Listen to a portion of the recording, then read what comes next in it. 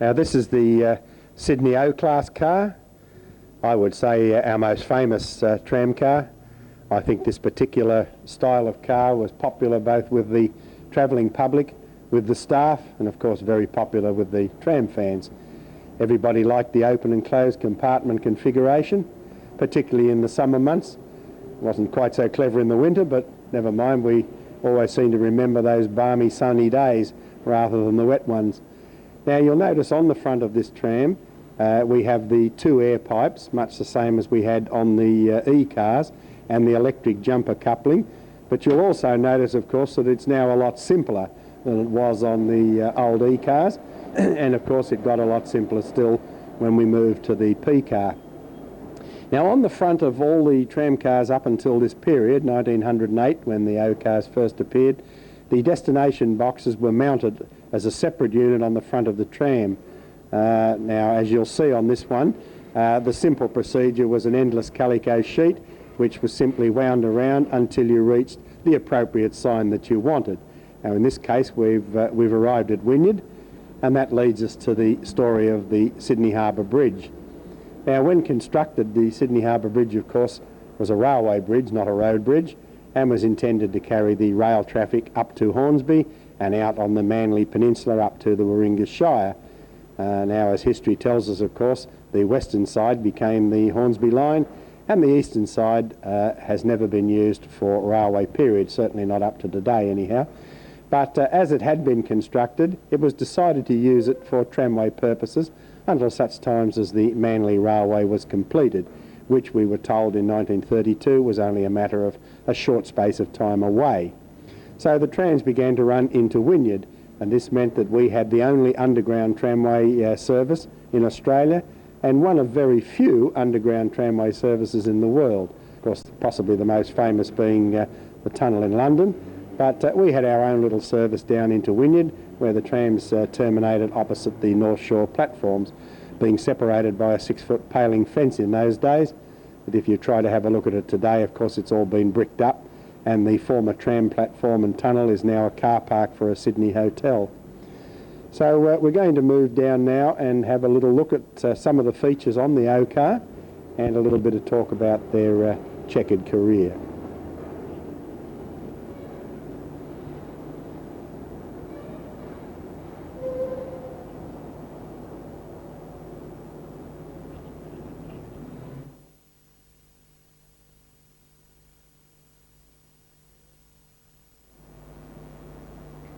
Now in the period between 1908, when the first O came out, and 1914, when the final one was delivered, there were 626 tram cars built. And I think if we use a little bit of arithmetic and divide the number of working days into the number of years, you'll find that they built roughly 2.5 brand new trams every week for the whole of that period. This one, of course, being 1111, 1111, the 4 aces. One of the reasons why this car was selected out of the 626. One of the other reasons, of course, that this car was one of those at Manly in its final days, and therefore it has a little bit of historical connotation with the Manly Narrabeen Tramway. Now on the sides of all of the tram cars, you may have noticed some little letters and some little plates down the bottom here. Well, basically the class of the tram was designated by the letter on the side. In this case we have an O for the O-class tram. And the little plates down here, the first one, in this case showing E, they were depot plates, and the E of course stood for Enfield Depot. And there were quite a few depots around Sydney. In fact, we had 11 different working tram depots, and each one carried its own plate. And the other one, which in this case says 1L2, indicates 1, or the front of the tram, L for the left-hand side, and 2 for the back of the tram. Obviously on the other side we're going to have a plate which reads 2R1, which indicates the right-hand side of the tram, and the opposite ends conversely. So that's the explanation for the little plates, the symbol, and the number of course indicates its passage in the spate of things. Numbering of course ultimately after 1901 went from 1 right through to 2087, which was the highest numbered passenger car in service in Sydney. Now, one of the features of this half-open, half-closed tram was its doors. Now, this was the final time that they used the old heavy wooden doors with the glass centre. One of the reasons being, of course, that they were very noisy, as you can hear. So when the doors were closed and the tram was running along, you had this endless rattle, rattle, rattle, which of course was eliminated when they brought out the P car in a few years' time. Now, one of the other, I guess, claim to fame we could say, is that in the early part of the century, just before the First World War, there was a decision made to possibly operate interurban trams in Sydney, and to increase the voltage, which I'm led to believe would allow us to have longer lines with less cabling and sundry works. So 3 of these O-class cars were converted to operate on 1200 volts instead of the normal 600 volts DC which the Sydney cars operate on. So we had 3 of these converted for 1200. They were actually tried out on the Ryde extension line, as it was called, a line which operated from Victoria Road and Church Street Junction down to Ryde Railway Station, or as it was known in those days, at the Waterworks. And these cars were trialled on that line quite successfully, I'm told, but for reasons we've not yet discovered, the scheme was not gone ahead with.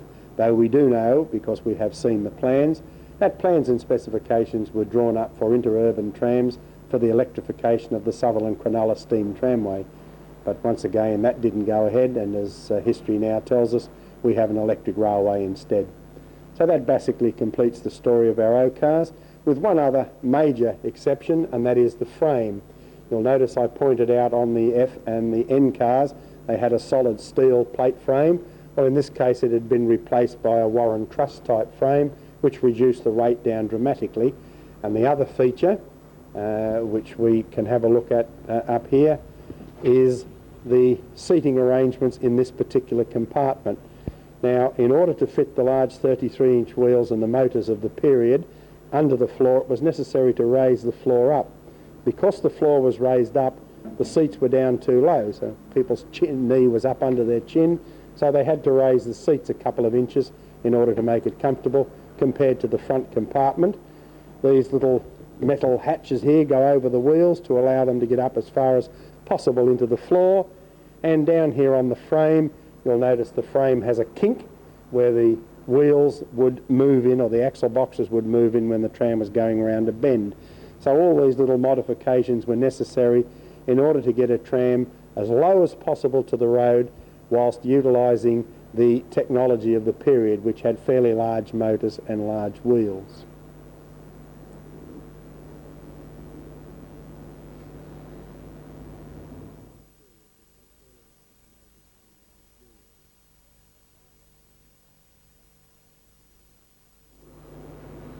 Now look, I just can't leave my favourite O-class car without a last opportunity to sit in the favourite seat, sitting out here remembering the breeze blowing in the face and the nice open air, the companions beside you. It was just a remarkable feeling, this sitting right outside in the tram car. Of course, I'm referring once again to fine weather. Unfortunately, in wet weather, it was necessary to pull down the blind, so we had this large canvas blind which came all the way down to the floor. Now that had one problem, of course, and that meant that you couldn't see where you were. So you had to guess your tram stop and hope to goodness that you hadn't muffed it, because once you raised the blind, everybody got drowned. So of course, if you did happen to make a mistake, you never admitted that you got off and walked to your particular stop in the rain, rather than have everybody abuse you if you had a second go at it. But this was definitely the seat in the tram on Sydney, particularly crossing the Harbour Bridge at quite a rapid pace. In 1926 was the maximum year for passenger cars. The steam tramways at Maitland, Newcastle and Broken Hill were still running, and at that period we had 1,542 trams available for traffic during the peak hour, and the maximum year for passengers was 1946, when we carried a little over 406 million riders. Now if you divide that into the number of days, you'll find that we were carrying well over 1 million riders every day. And for a population that had just exceeded 7 million, that for the whole of Australia, that wasn't a very bad effort.